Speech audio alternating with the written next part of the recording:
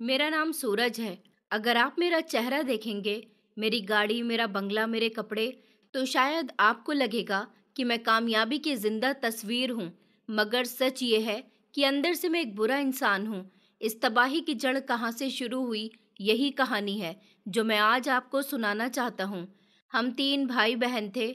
मैं सबसे बड़ा था, फिर मेरा छोटा भाई दीपक और सबसे छोटी हमारी बहन काव्या। हमारे पिता एक मामूली से सरकारी स्कूल के टीचर थे। सख्त बिहेवियर के नहीं थे, मगर उसूलों के पाबंद जरूर थे। माँ तो हर समय बिजी रहती थी। सुबह स्कूल जाने से पहले मेरे मुंह से ढूंढती थी, शाम को बहन के बाल बनाया करती थी और रात को दीपक के साथ बैठकर उसका होमवर्क करवाती थी। मैं बचपन से ही समझदार बच्चा था, पढ़ाई में आगे था, बातचीत में सुलझा हुआ था, मगर शायद इसी सुलझेपन ने मुझे अंदर से खामोश कर दिया था। मैं जिस बातों को लफ्जों में ढालना नहीं जानता था, और शायद इसीलिए जो घुटन अंदर पैदा होती थी वो अंदर ही अंदर जहर बन गई थी। दीपक मेरा भाई, वो बस एक छोटा बच्चा था, लाडला, शरारती और हर समय माँ की गोद में, पिताजी के हाथ में। जब भी कुछ खाने की चीज आती, वो सीधी दीपक के हाथ में चली जाती थी। माँ जब भी थकती थी तो कहती थी कि दीपक तो मेरे कलेजे का टुकड़ा है। इतना कहकर उसे सीने से लगा लिया करती थी। मैं पास में खड़ा रहता था, सब कुछ देखता रहता था, सुनता था और खामोश रहता था। किसी को कभी शक भी नहीं हुआ था कि मैं जल रहा हूँ। एक बच्चे के दिल में जब जलन पैदा हो जाती है तो वो शोर नहीं करता, बस खामोशी से अंदर ही अंदर पिघलने लगता है। एक दिन एक हादसा हुआ। मुझे आज भी याद है, वो होली का दिन था और हम सब लोग प्रार्थना करने के बाद माँ के पास आए। माँ ने दीपक को गुजिया दी और काव्या को भी गुजिया और मिठाई दी।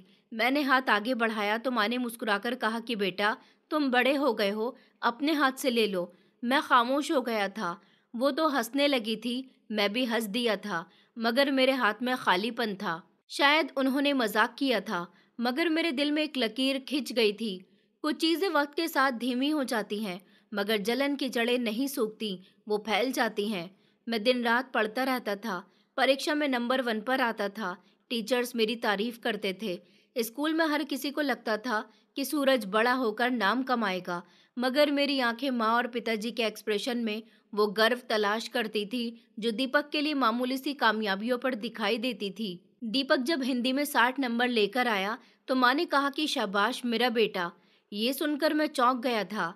मैं उसी हिंदी के सब्जेक्ट में 97% नंबर लेकर आया था, मगर मेरी शाबाशी बस एक मुस्कुराहट थी। अक्सर दीपक मेरे पास बैठता था और कहता था कि भैया, आप तो सच में बहुत ही इंटेलिजेंट हो, काश मैं भी आप जैसा होता। मैं कुछ नहीं कहता था, अंदर से सोचता था कि तू मेरे जैसा बनकर दिखा। हमेशा माँ की गोद में बैठने से कुछ नहीं होता। मेरी बहन काव्या हम दोनों भाइयों के बीच खामोशी सी थी। जब हम लड़ते थे तो वो माँ का पल्लू पकड़कर कहती थी कि माँ, भाइयों को कुछ मत कहो, दोनों अच्छे हैं। मगर मैं जानता था कि माँ के लिए अच्छा सिर्फ दीपक था।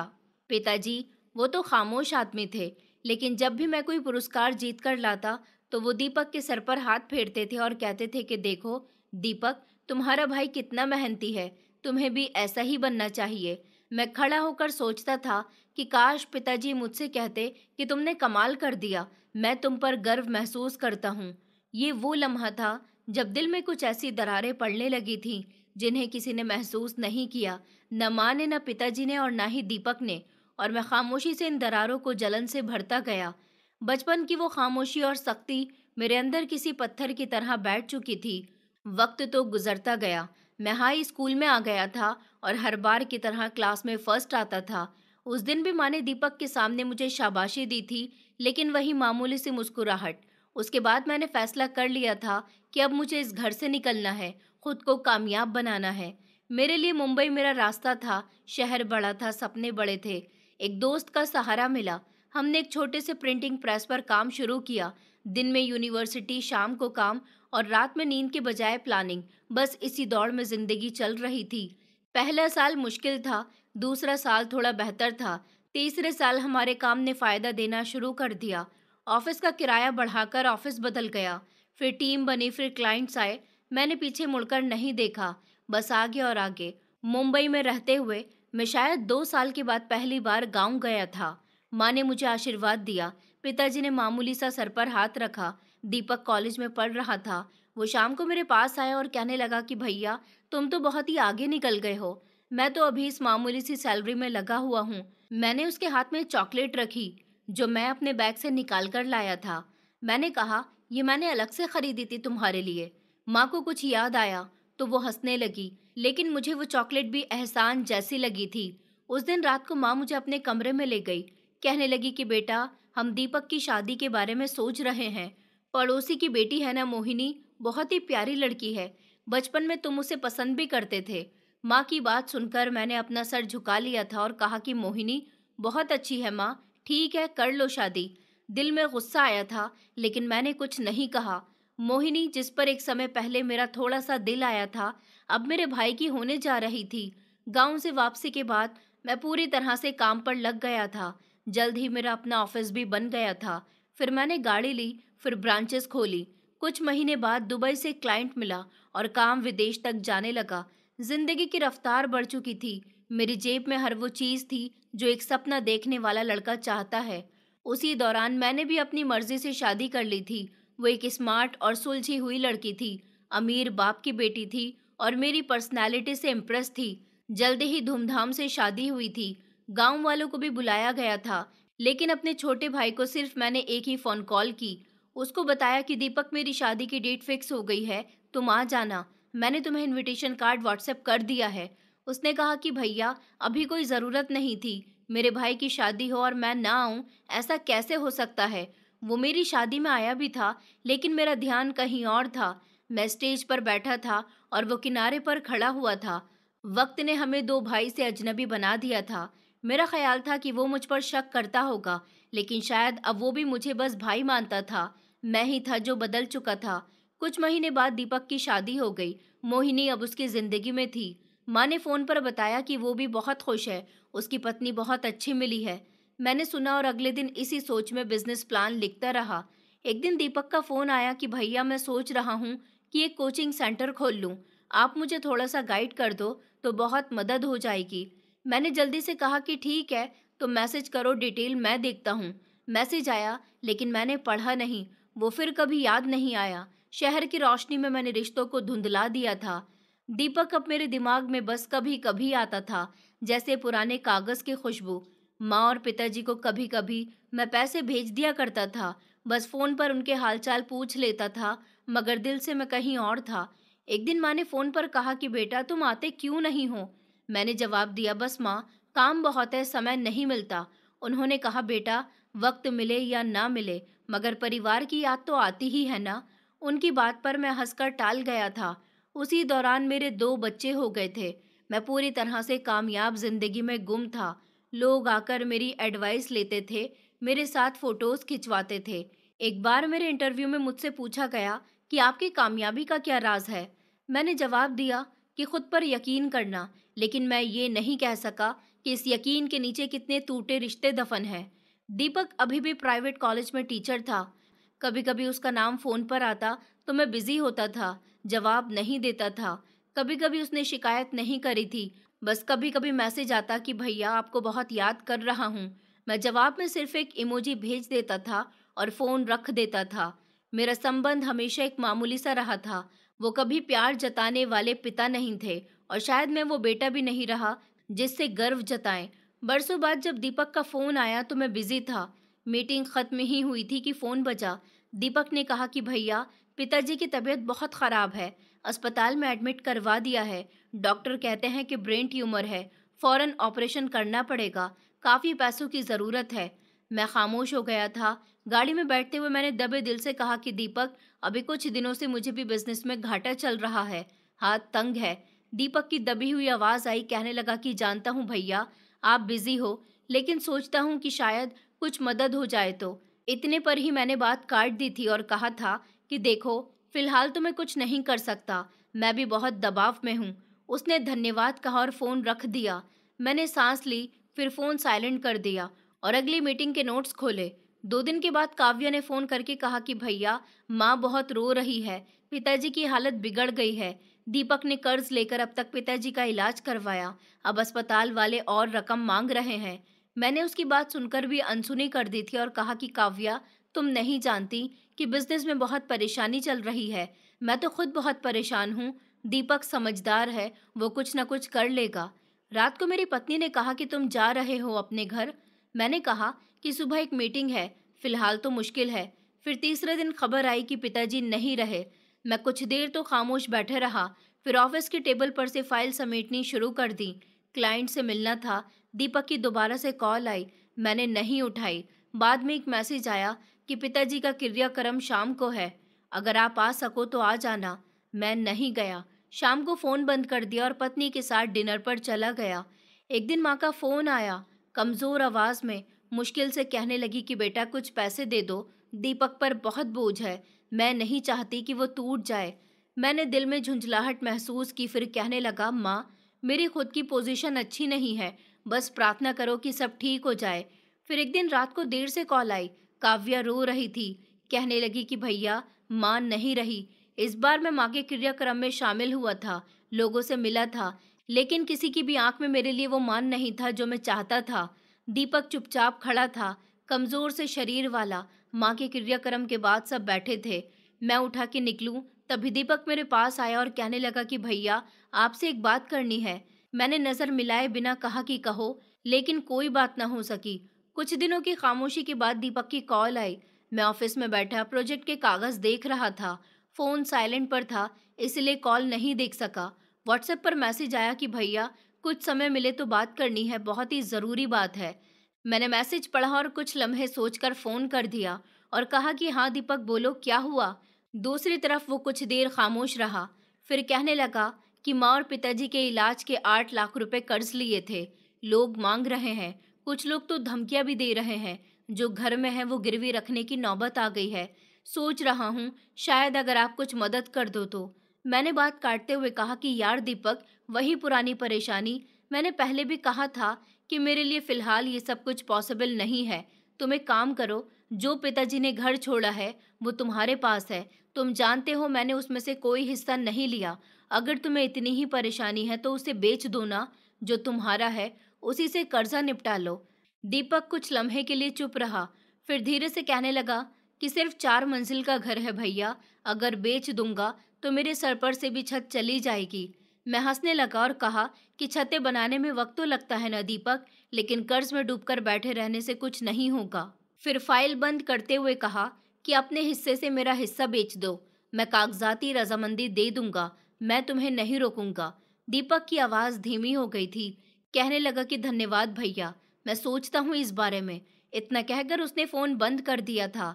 मैंने टाइम देखा तो 4 बज रहे थे। दुबई के क्लाइंट के साथ वीडियो कॉल का टाइम करीब था। मैंने बाल ठीक किए, शीशा देखा और लैपटॉप ऑन किया। उसी रात मेरी पत्नी ने पूछा कि दीपक कैसा है, सुना है कुछ लोग कर्ज मांगने आ रहे हैं। मैंने कहा कि सब नाटक है, अगर सच में उसे इतनी दिक्कत होती तो घर बेच देता, लेकिन लोग जज्बात बेचना आसान समझते हैं, कुर्बानी नहीं। मेरी पत्नी ने हैरानी से मेरी तरफ देखा और कहने लगा, क्या सच में वो इतनी मुश्किल में है? मैंने कहा मुझे क्या पता, अगर होगा भी तो ये उसकी परेशानी है, मेरी नहीं। मैं तो पहले ही काफी कुछ दे चुका हूँ। मेरी पत्नी कुछ देर खामोश रही, फिर धीरे से कहने लगी, तुम्हारे दिल में क्या दीपक के लिए कोई जगह नहीं बची? मैंने जवाब दिया कि नहीं। अगले दिन रोज के मुताबिक मैं ऑफिस गया। एक नया क्लाइंट आ रहा था, उसका स्वागत शानदार तरीके से किया गया था। कॉन्फ्रेंस रूम में चाय मिठाइयाँ सब कुछ ठीक से रखा गया था।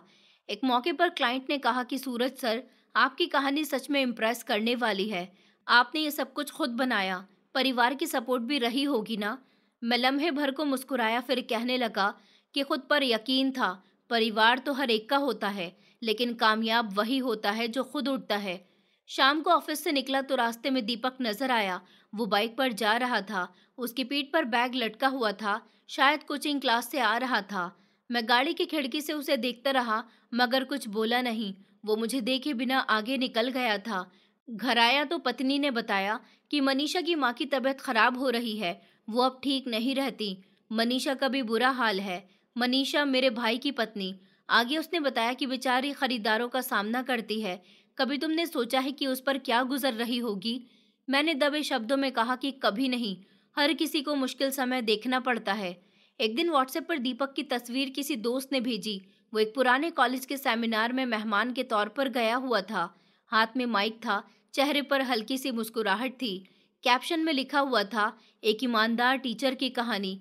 मैंने फोटो देखी और सोचा, ये वही इंसान है जिसके पास कुछ नहीं, मगर लोग उसे इज्जत देते हैं। मैंने फिर मोबाइल रख दिया था और अगली मीटिंग की तैयारी शुरू कर दी थी। कई दिनों तक दीपक का कोई मैसेज नहीं आया था, लेकिन एक दिन अचानक एक कॉल आई। ये कॉल दीपक की सास ने की थी। कहा कि दीपक की तबीयत ठीक नहीं रहती, कर्ज की फिक्र, बच्चों की फीस, हर चीज उसके कंधे पर है। तुम अगर कुछ भी कर सकते हो तो कर दो। मैंने कहा, अगर मैं कुछ भी कर सकता तो जरूर करता। आप जानती हो कि मेरे हालात कैसे हैं। उन्होंने कहा कि बेटा, दौलत इंसान को बड़ा बना देती है, लेकिन अगर वो दिल को छोटा कर दे तो फिर सब बेकार है। मैंने जवाब दिए बिना फोन बंद कर दिया था। दोपहर के समय मीटिंग में था जब फोन बजा। नंबर अननोन था। नजरअंदाज किया। दोबारा फोन बजा तो फोन साइलेंट पर रख दिया। थोड़ी देर के बाद एक व्हाट्सएप मैसेज आया।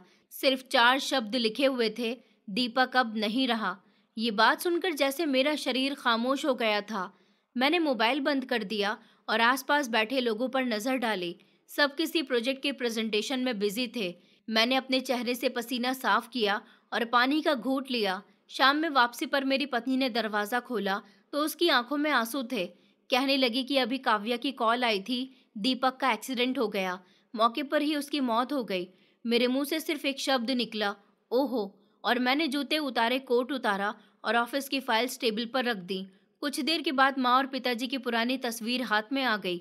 मैंने ध्यान से देखा, दीपक बीच में खड़ा हुआ था, थोड़ा झुका हुआ, जैसे हमेशा के लिए उनके लिए काफी हो। अगले दिन मैं उसके क्रियाक्रम पर गया। गांव का वही माहौल था, वही पुराना सा आंगन, मगर कुछ खामोशी थी। मनीषा सफेद साड़ी में कोने में बैठी हुई थी। उसकी गोद में एक छोटा सा बच्चा था, मुश्किल से 3 साल का होगा। वो किसी को देखे बिना बस जमीन को घूर रहा था। मैं करीब गया। काव्या ने मुझे देखा और चुपचाप मेरे साथ खड़ी हो गई।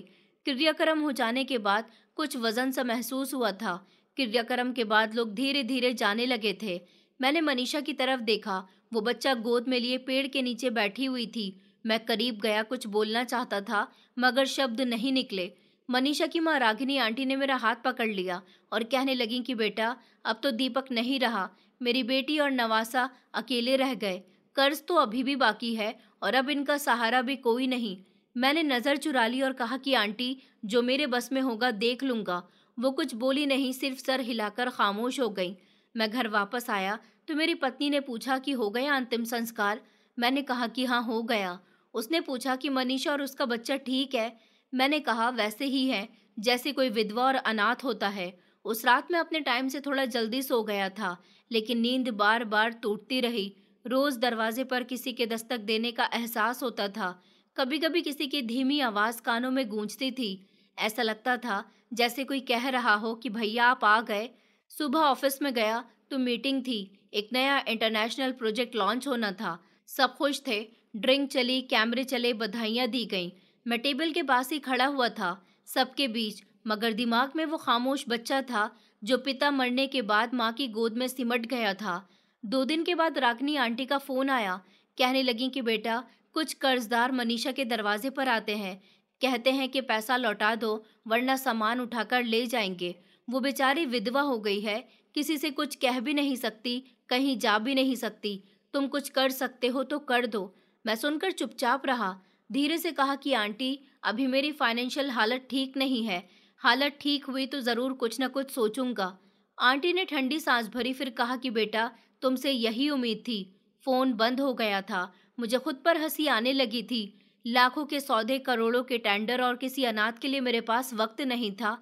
एक हफ्ते के बाद काव्या का मैसेज आया कि भैया, दीपक की किताबें और कुछ पुराने कागजात हैं, मनीषा भाभी ने संभाल कर रखे हैं।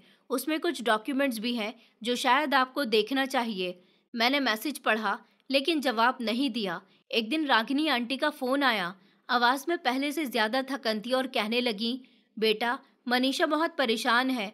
कर्जदार दरवाजे पर होते हैं। तुम्हें कई बार फोन किया है, तुम उठाते ही नहीं हो। वो तुमसे कुछ कहना चाहती है, जरा बात कर लो। मैंने लम्हे भर को सोचा, फिर कहा कि हाँ, करवा दीजिए बात। कुछ देर के बाद दूसरी तरफ से आवाज आई, दबी हुई थी, नमस्ते भैया। मैंने कहा नमस्ते। उसने कहा कि सूरज भैया, आप कैसे हो? वो दीपक के जाने के बाद बहुत मुश्किल वक्त गुजर रहा है। मैंने घर भी बेच दिया है, अब किराए के मकान में हूँ। फिर कर्जा भी पूरा नहीं हो सका। माँ के पास भी नहीं रह सकती, इतनी जगह नहीं है। मैंने कुर्सी से टेक लगाते हुए कहा कि कितना कर्ज रह गया। उसने कहा कि यही लगभग 3 लाख के करीब का। आपसे बस इतनी गुजारिश है कि अगर आप थोड़ी मदद कर दोगे तो मैं बाकी खुद संभाल लूंगी। मैं खामोश हो गया। मेरी आंखों के सामने मनीषा का चेहरा आ गया था। मैंने कहा कि देखो मनीषा, मुझे तुम पर तरस आता है, तुम्हारे हालात पर भी, लेकिन सीधी सी बात करूंगा, जो तुम चाहती हो वो हो सकता है, लेकिन एक शर्त पर। दूसरी तरफ खामोशी छा गई थी। मैंने बात आगे बढ़ाई। मैंने कहा यहाँ करीब में ही मेरा अपार्टमेंट है, आज रात वहाँ आ जाओ, कर्ज की बात वहीं होगी और पैसे भी वहीं मिलेंगे। पहले तो वो कुछ नहीं बोली, फिर एक भारी आवाज के साथ कहा, क्या कहा आपने? मैंने बस इतना कहा कि जिस कीमत पर तुम्हें सुकून चाहिए, वो कीमत मैं बता रहा हूँ। दूसरी तरफ खामोशी छा गई। फिर अचानक फोन बंद हो गया। मैं कुर्सी पर झुककर बैठ गया था। फिर मेरे अंदर एक ऐसी नफरत उभरी जो शब्दों में नहीं सांसों में थी। रात के लगभग 10 बजे मैं ऑफिस से निकलने वाला ही था कि रिसेप्शन से कॉल आई, सर एक मैडम आपसे मिलने के लिए आई हैं, नाम मनीषा है। मैं चौंक गया। कहा यहाँ? उसने कहा कि जी सर, नीचे वेटिंग एरिया में बैठी हुई हैं, एक बच्चा भी है उनके साथ। मैंने कहा कि भेज दो ऊपर। कुछ ही देर में दरवाज़ा खुला और वो अंदर आई, सफ़ेद साड़ी में। उसकी गोद में बच्चा भी था। वो मेरे सामने खड़ी हो गई थी। मैंने उससे बैठने का कहा, लेकिन वो खड़ी रही। मैंने कहा मनीषा तुम आई, मुझे खुशी हुई। उसने कोई जवाब नहीं दिया, सिर्फ मेरे करीब आई। उसने बच्चे का हाथ छोड़ दिया और पूरी ताकत के साथ मेरे गाल पर एक जोरदार थप्पड़ मार दिया। कमरे में पूरी तरह से खामोशी छा गई थी। फिर उसकी आवाज़ गूंजी और वो कहने लगी कि मुझे शर्म आती है ये कहते हुए कि तुम मेरे पति के बड़े भाई हो। मैं उस इंसान की पत्नी हूँ जिसने तुम्हें बड़े होते देखा और तुमने मुझे एक सौदा बना दिया। बच्चा डरी हुई नज़रों से हमें देख रहा था। वो दरवाजे की तरफ बढ़ी, फिर रुककर कहने लगी कि तुम्हारे पास सब कुछ है, लेकिन इज्जत नहीं। तुम्हारे महल की दीवारें ऊंची होंगी, मगर तुम्हारा ज़मीर ज़मीन में दफन हो चुका है। और फिर वो चली गई। मैं कुर्सी पर बैठा रह गया। मेरा गाल जल रहा था, न सिर्फ थप्पड़ की वजह से बल्कि इस बेइज्जती से जो मेरे अंदर उभरती जा रही थी। अगले दिन ऑफिस आया तो सब रोज के जैसा था, लेकिन एक अनजाना सा बोझ हर लम्हा मेरे साथ चलने लगा था। उसी रात पत्नी ने पूछा कि कल तुम्हारा फोन बंद जा रहा था, कोई खास बात थी क्या? मैंने बात टाल दी और कहा कि मीटिंग थी, देर हो गई थी। फोन की स्क्रीन पर उसके नाम का कोई निशान नहीं था, लेकिन दिमाग में वो लम्हा बार बार गूंज रहा था। बच्चा, थप्पड़ और मनीषा के आखिरी शब्द कि तुम्हारे पास सब कुछ है, लेकिन इज्जत नहीं। 2 दिन के बाद रागिनी आंटी का फोन आया। कहने लगी कि बेटा, मेरी बेटी बहुत टूट गई है, कुछ बोलती नहीं है, खाना भी कम खाती है। उसका बेटा दिशांत बार बार पूछता है कि माँ, हम बड़े होकर कहाँ जाएंगे? मैंने उनकी बात खामोशी से सुन ली, लेकिन जवाब में फ़ोन बंद कर दिया और बहुत देर तक खामोश बैठा रहा। कामयाबी के रास्ते पर जब सब कुछ हासिल हो जाए और एक थप्पड़ बता दे कि तुम असल में क्या इंसान हो, तो आईना नहीं, खामोशी का सामना करना पड़ता है। उस रात मुझे पहली बार लगा कि शायद मैं कुछ हार चुका हूँ, लेकिन क्या, ये मैं भी नहीं जानता था। कई दिन गुजर गए। ऑफिस में सब रोज के जैसा चल रहा था, लेकिन दिमाग में एक अजीब सी बेचैनी ने जगह बना ली थी। हर चेहरा, हर नज़ारे के पीछे वही थप्पड़ गूंजता था। आईने में खुद को देखता तो चेहरा अजनबी लगता था। फिर एक दिन रागिनी आंटी का फोन आया। उनकी आवाज़ में पुरानी जैसी घबराहट नहीं थी। उन्होंने कहा कि बेटा, मनीषा ने हमसे कह दिया है कि वो तुमसे कभी बात नहीं करेगी। मैंने फौरन कहा कि आंटी, मुझे उससे माफ़ी मांगनी है, मुझसे बहुत बड़ी गलती हो गई थी, मैं खुद पर भी शर्मिंदा हूँ। वो कुछ देर खामोश रही, फिर कहने लगी, क्या तुम सच कह रहे हो? मैंने कहा कि हाँ, मैं सच कह रहा हूँ। आंटी, मैं सच में बहुत शर्मिंदा हूँ, सिर्फ एक बार उससे मिलना चाहता हूँ। उसी शाम मनीषा का नंबर फिर से एक बार स्क्रीन पर दिखाई दिया। नमस्ते सूरज भैया, मैंने जवाब दिया। मनीषा, मैं बस यही सुनना चाहता था कि तुमने बात करना स्वीकार कर लिया। वो कहने लगी कि माँ ने कहा है कि आप मुझसे माफ़ी मांगना चाहते हैं। मैंने कहा कि हाँ, मैंने जो कुछ कहा वो बहुत ही घटिया था। न जाने क्यों उस लम्हे में इंसान नहीं रहा था। वो खामोश रही, फिर धीरे से कहने लगी कि जो कुछ आपने कहा वो सिर्फ शब्द नहीं थे, उसने बहुत कुछ तोड़ दिया था। मैंने कहा कि मैं जानता हूँ, और मैं तो यही कहना चाहता हूँ कि बस एक बार मुझसे मिलो, मैं सामने बैठकर तुमसे माफ़ी मांगना चाहता हूँ। उसने कहा कि नहीं भैया, बात तो फ़ोन पर भी हो सकती है। मैंने कहा मनीषा, मेरे दिल से अब ये बोझ नहीं हटेगा जब तक तुम मुझे देखकर नहीं कहोगी कि तुमने मुझे माफ़ कर दिया। मैं एक मीटिंग में हूँ, मैं तुम्हें वहाँ का एड्रेस भेज रहा हूँ, क्या तुम वहाँ पर आ सकती हो? कुछ देर की ही बात है। थोड़ी देर खामोशी रही, फिर उसने कहा कि ठीक है, आ जाती हूँ, लेकिन सिर्फ 5 मिनट के लिए। मैंने कहा कि ठीक है। मैं होटल पहुँच गया था। पहले ही एक कमरा बुक करवा रखा था। सिक्योरिटी गार्ड से कह दिया था कि मनीषा आए तो उसे सीधा मेरे पास भेज देना। शाम के 4:30 बजे कमरे का दरवाज़ा बजा।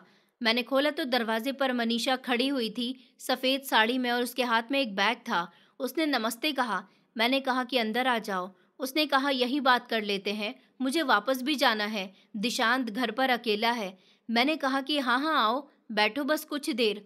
वो हिचकिचाते हुए अंदर दाखिल हुई। मैंने दरवाज़ा बंद कर दिया और बोतल से पानी निकालकर उसके सामने रखा। मैंने कहा मनीषा, तुम मेरे भाई की पत्नी हो, मेरी इज्जत हो। मैंने जो किया उस पर मुझे बहुत शर्मिंदगी है। उसने सर झुका लिया और कहने लगी, अगर सच में आप शर्मिंदा हो तो फिर दोबारा कभी ऐसा मत करना। मैंने धीरे से कहा कि मैं तुमसे बस एक आखिरी रिक्वेस्ट करना चाहता हूँ।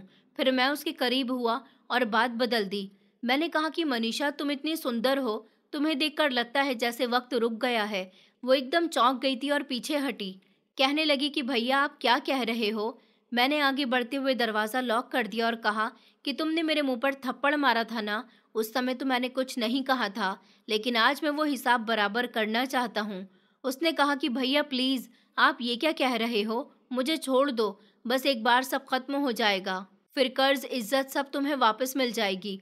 वो पीछे हटी, दीवार से लग गई थी। उसने मुझे हाथों से रोका और कहने लगी कि मेरे पति का आप पर इतना हक था कि मैं आपके सामने सर उठाकर खड़ी रह सकूं, मगर आपने कुछ छीन लिया है। लेकिन मैंने उसकी एक न सुनी, बस अपनी आग बुझाने में बिजी रहा। गुजरते लम्हों के साथ उसकी चीखें दबती गईं, उसकी इज्जत रौंद दी गई। वो चुपचाप उठकर दरवाजे की तरफ बढ़ी। मैंने कुछ नहीं बोलना चाहा। उसने मुड़कर देखे बिना सिर्फ इतना कहा कि अब तुम मेरे लिए मर चुके हो। दरवाज़ा बंद हुआ। कमरे में सन्नाटा फैल गया था। सोफे पर मैं बैठा था और लंबी सांसें ले रहा था, जैसे किसी जंग की जीत हो गई हो। मेरा बदला पूरा हो गया था। हाँ, वही बदला जिसने मुझे थप्पड़ मारा। मैंने उसकी इज्जत को बर्बाद कर दिया। मेरे अंदर के जख्मों का हिसाब अब पूरा हो चुका था, लेकिन शायद कुछ तो था जो फिर भी अधूरा रह गया था। कमरे में रोशनी थी, मगर मुझे अपने साए से भी घिन आने लगी थी। रात को मैं देर से घर पहुंचा तो पत्नी ने पूछा कि कहाँ थे। फोन भी बंद था। मैंने कहा कि एक इम्पॉर्टेंट मीटिंग थी। कौन सी इम्पॉर्टेंट मीटिंग थी? तुमने मनीषा को घर क्यों नहीं बुलाया? होटल में क्यों बुलाया? पत्नी की बात सुनकर मैं दंग रह गया था। मैंने कहा उसने तुम्हें इस बारे में बताया था? मेरी पत्नी ने कहा कि हाँ, सुबह उसका फोन आया था।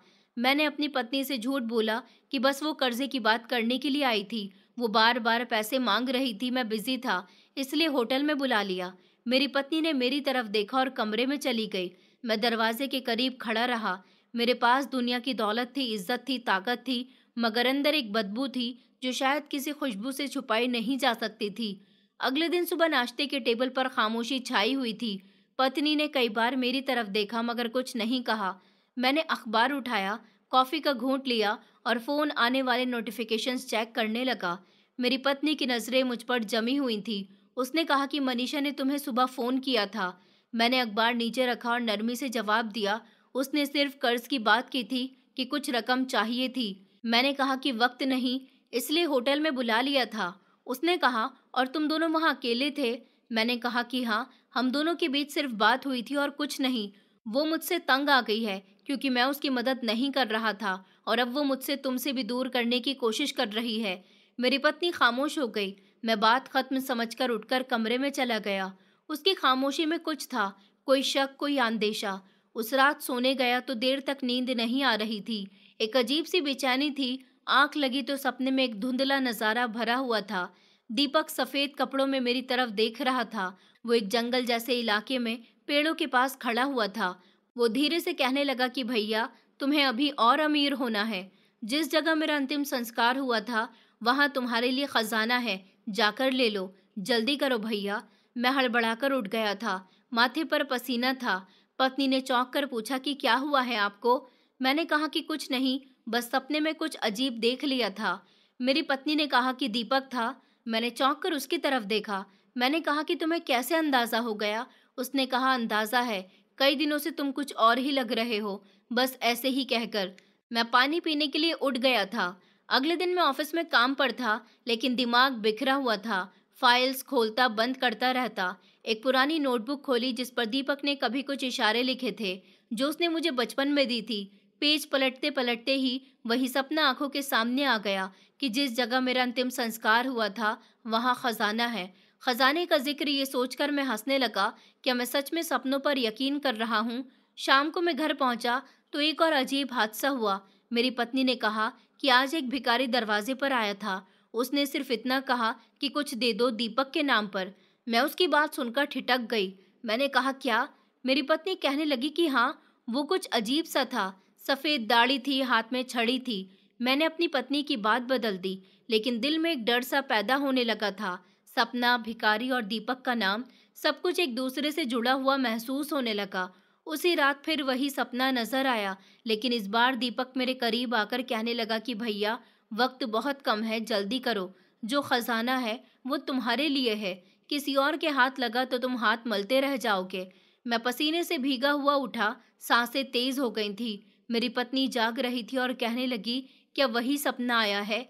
मैंने सर हिलाकर कहा कि हाँ, और इस बार कुछ ज्यादा ही साफ था। मेरी पत्नी ने कहा, लेकिन ये सपना बस सपना है, सपनों के पीछे मत जाओ। तुम्हें सुकून चाहिए। जो कुछ तुमने किया है, शायद तुम्हारा ज़मीर अब शोर कर रहा है। मैंने उसे कोई जवाब नहीं दिया। मेरी आंखों में वही नज़ारा घूम रहा था। दिन में भी काम के दौरान दिमाग बार बार उधर की तरफ जा रहा था। क्लाइंट्स की बात सुनता, जवाब देता, लेकिन पीछे एक तस्वीर बार बार आंखों के सामने आ रही थी। दीपक ने शमशान घाट का जिक्र किया था और खजाने का इशारा दिया था। फिर जब ये सपना लगातार मुझे 10 रातों तक आता रहा, तो मैंने फैसला कर लिया और किसी से कुछ नहीं कहा। रात होने दी और मैं निकल पड़ा गांव के रास्ते पर। रास्ता खामोश था, बारिश हो रही थी। मैंने गांव की गली में गाड़ी रोक दी। चारों तरफ सन्नाटा था। शमशान घाट की दीवारें खामोश थी और जिस जगह दीपक की चिता जलाई गई थी, मैं वहां जाकर खड़ा हो गया। चांदनी धीमी हो गई थी, हवा में हल्की सी नमी थी। मैंने जमीन को ध्यान से देखा। सपने की तरह कुछ मामूली नहीं था, लेकिन दिल की धड़कन तेज हो रही थी। फिर मैं पीछे मुड़ा, जैसे कोई आहट महसूस की हो। मैंने मोबाइल की टॉर्च ऑन की, लेकिन कुछ नजर नहीं आया। वापस मुड़कर मैंने शमशान घाट को देखकर धीरे से कहा कि दीपक, अगर तुम चाहते हो कि मैं वहां देखूं, तो कोई इशारा दो। कुछ लम्हे गुजर गए, फिर हवा का झोंका आया। मेरे सामने शमशान घाट के एक पेड़ के नीचे मिट्टी थोड़ी सी धंस गई। मैं चौंक गया और मेरा दिल भी तेजी से धड़कने लगा। फिर अचानक एक ख्याल आया था कि ये सब मेरा वहम है। ये शायद मेरी अपनी ही दिमागी परेशानी की वजह से ऐसा हो रहा है। मैं कुछ देर वहीं पर बैठा रहा। कुछ नहीं खोदा, कुछ नहीं चेक किया, बस खाली नजरों से जमीन को देखता रहा। वापसी पर गाड़ी चलाते हुए बार बार शीशे में देख रहा था, जैसे कोई पीछे बैठा हो। सच अब एक साया बनकर मेरे साथ चलने लगा था। न छुपता था, न वो रुकने देता था। रात का समय था। मैं ऑफिस से देर से निकला था, मगर वापस घर जाने का दिल नहीं कर रहा था। गाड़ी सीधी उस पुरानी सड़क की तरफ मोड़ ली जो शहर से गांव को जाती थी। कई दिनों से दिल में एक अजीब सी बेचैनी थी। सपनों को तोड़ने का सिर्फ एक ही तरीका रह गया था कि वापस शमशान घाट जाना। मैं आखिरी बार वहां गया था। पेड़ जोर जोर से हिल रहे थे, शायद हवा की वजह से या मेरी दिमागी परेशानी की वजह से। लेकिन आज मैं इस बात को परखने गया था कि आखिर ये सपने खत्म क्यों नहीं हो रहे। गांव में दाखिल होते ही मैंने हेडलाइट्स धीमी कर दी थी। सड़क सुनसान थी, दुकानें बंद थीं और हर दरवाजा, हर खिड़की अंदर से बंद थी। शमशान घाट की तरफ जाने वाली पतली गली में गाड़ी से उतरकर पैदल चल पड़ा। हर कदम पर जमीन की नमी महसूस हो रही थी। दीवार के पास पहुंचा तो सावधानी से चढ़कर अंदर उतरा। हाथ में टॉर्च नहीं थी, बस मोबाइल की रोशनी सहारा बनी हुई थी। शमशान घाट में खामोशी थी। पेड़ की शाखें धीरे धीरे हिल रही थी, जैसे कुछ कहना चाह रही हों। दीपक को जिस जगह जलाया गया था, मैं उस जगह के करीब पहुंचा तो हैरान रह गया। वहीं पास में एक पेड़ था, उसके पास एक साया बैठा था। मैंने फौरन मोबाइल की रोशनी आगे की और आंखें चुंधिया गईं। मनीषा थी, सफेद साड़ी में लिपटी हुई जमीन पर बैठी थी और उसके साथ छोटा दिशान जो उसकी गोद से लगा हुआ था, खामोशी से बैठा था। मैं हैरान रह गया। ये नज़ारा तो मैंने सपने में भी नहीं देखा था। मैंने कहा, मनीषा। उसने सर उठाया, मेरी तरफ देखा। उसके चेहरे पर गुस्सा नहीं था, न डर था, बस एक अजीब सी खामोशी थी। मैंने कहा, तुम इस समय यहाँ पर क्या कर रही हो? वो कुछ नहीं बोली। मैंने दिशांत की तरफ देखा जो इधर उधर देख रहा था। फिर मनीषा ने धीरे से कहा कि आज दीपक की मौत को 1 साल हो गया, तुम्हें याद नहीं? मैं कुछ लम्हे के लिए खामोश रहा। सच तो ये था कि मुझे सच में याद नहीं था। मैंने कहा मैं बस यूं ही आ गया था। मनीषा ने कहा कि यूं ही, या फिर किसी सपने के पीछे? मैंने चौंक कर उसकी तरफ देखा। मैंने कहा तुम्हें कैसे पता? उसने कहा कि तुम्हारी पत्नी ने बताया था कि तुम कुछ रात पहले भी यहाँ पर आए थे और तुम्हारी नींद, तुम्हारी हालत सब बताती है कि तुम्हें सुकून नहीं। मैंने अपना चेहरा फेर लिया था। मैं जमीन पर बैठ गया और कहा कि मनीषा, मैंने तुम्हारे साथ जो कुछ किया उस पर मैं बहुत शर्मिंदा हूँ। शर्मिंदगी से बढ़कर मैं खुद से नजर नहीं मिला पाता। उसने कहा, और तुम्हारी शर्मिंदगी का अंदाजा मुझे उस दिन हुआ जब तुमने मुझे बुलाया और मेरी बेबसी को मौका समझ लिया। तभी से तुम्हारे सपने शुरू हुए, जब तुम्हारे अंदर का इंसान जागना शुरू हुआ। मैंने कहा, मैं नहीं जानता ये सपना है, सजा है या कोई इशारा। बस हर रात दीपक मेरे सपने में आता है और एक ही बात कहता है कि शमशान घाट में खजाना है। मनीषा जोर जोर से हंसने लगी, कहने लगी, खजाना? शायद वो खजाना तुम्हारे लिए माफी है या कोई सबक, लेकिन तुमने तो अभी तक यहाँ की मिट्टी को खोदकर भी नहीं देखा। मैंने कहा कि हाँ शायद, क्योंकि मैं डरता हूँ। शायद मुझे यकीन है कि वहाँ कुछ नहीं होगा। उसने कहा, यह शायद तुम्हें डर है कि जो तुमने मेरे साथ किया वो कहीं इस जमीन में दफन ना हो जाए। उसके बेटे ने धीरे से कहा कि माँ, पापा वापस आ जाएंगे ना? उसने अपने बेटे को गले से लगा लिया और कहा कि बेटा, पापा अब हमें सपनों में मिलेंगे। मैं वहां से उठने ही वाला था कि शमशान घाट के अंदर दाखिल होने वाले रास्ते पर हलचल हुई। मैंने चौंक कर देखा, वहां कुछ लोग इकट्ठा थे। गांव के कुछ आदमी, रागिनी आंटी भी थी। उन सब की नजरें मुझ पर जमा थीं। रागिनी आंटी आगे बढ़ी और मेरी तरफ देखते हुए कहने लगी कि तुम यहाँ पर क्यों आए हो सूरज? कुछ लेने के लिए या फिर अपने पापा को छुपाने के लिए? मैंने जवाब देने की कोशिश की, लेकिन जुबान लड़खड़ा गई। मनीषा ने आगे बढ़कर कहा कि आज इस शमशान घाट के सामने सच बोलने का वक्त है। आज ये जमीन फैसला करेगी कि तुम इंसान हो या सिर्फ एक साया। मैं कुछ नहीं कह सका। जमीन के नीचे कोई खजाना नहीं था, लेकिन आज मुझे लगा कि सच का साया मेरी सांसों से लिपट चुका है। वहां खामोशी छा चुकी थी। मनीषा अभी भी वहीं थी।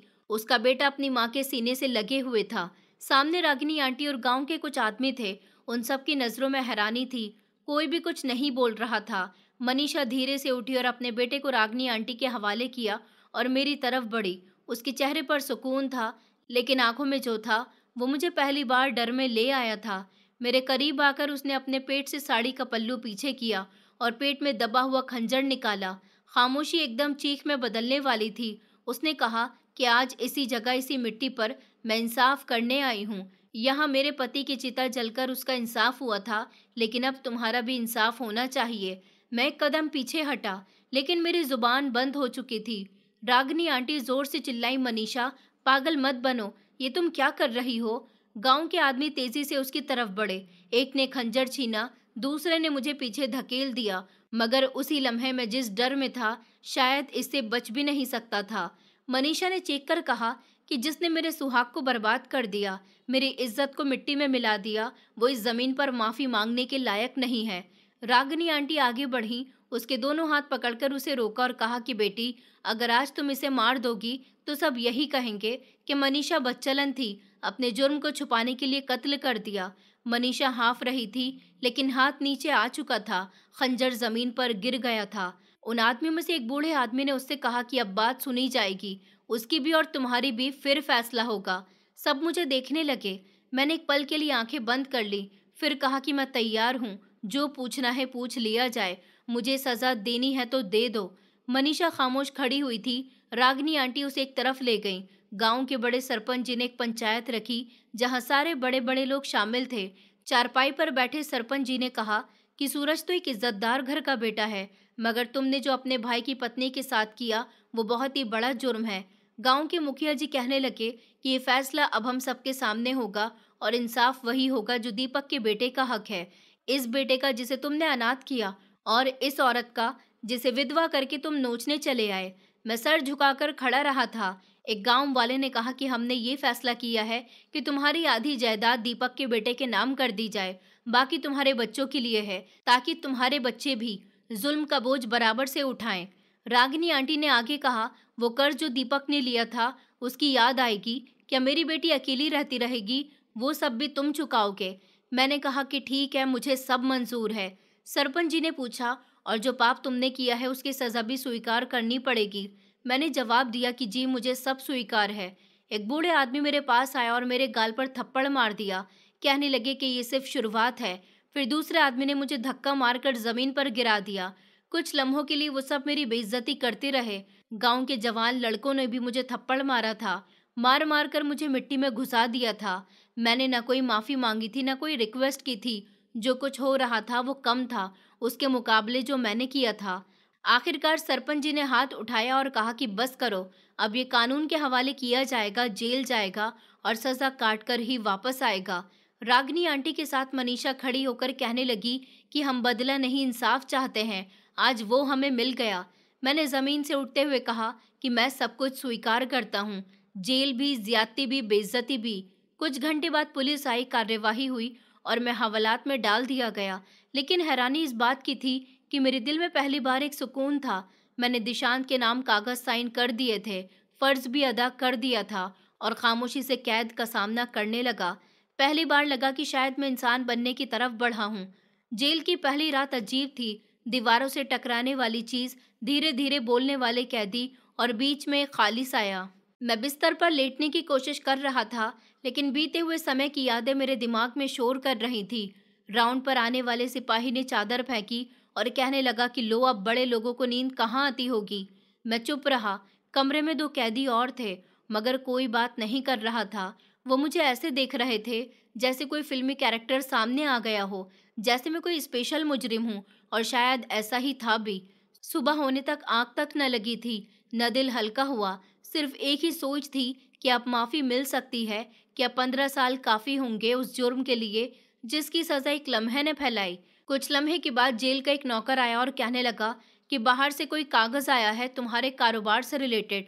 मैंने उस पर सिग्नेचर किए और डॉक्यूमेंट देखे। वकील ने वो बंदोबस्त पूरा कर दिया था जिसके तहत मेरी कंपनी का मुनाफा हर महीने 3 हिस्सों में बंटना था, मेरे 2 बच्चों और दीपक के बेटे दिशांत के लिए। ये वो फैसला था जो मैंने गांव के बड़े लोगों के मुताबिक स्वीकार किया था। मैंने दिल में कहा कि ये सब सिर्फ पैसे नहीं है, ये मेरी गलतियों का पश्चाताप है।